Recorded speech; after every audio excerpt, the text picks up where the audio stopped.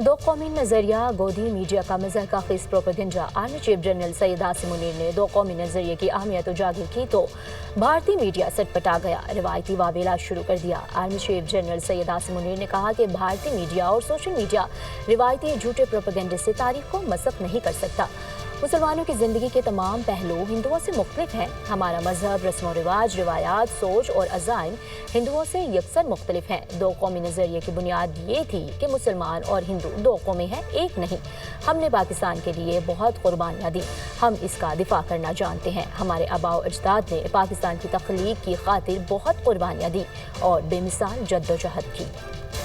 Well, our forefathers, they thought that we are different from the Hindus in every possible aspect of life. Our religion is different. Our customs are different. Our traditions are different. Our thoughts are different. Our ambitions are different. That was the foundation of the two-nation theory that was laid there. That we are two nations. We are not one nation. So because of that, our forefathers, they struggled, mounted that incessant struggle to create this country. Our forefathers, they have sacrificed immensely, and we have sacrificed a lot for the creation of this country, and we know how to defend it.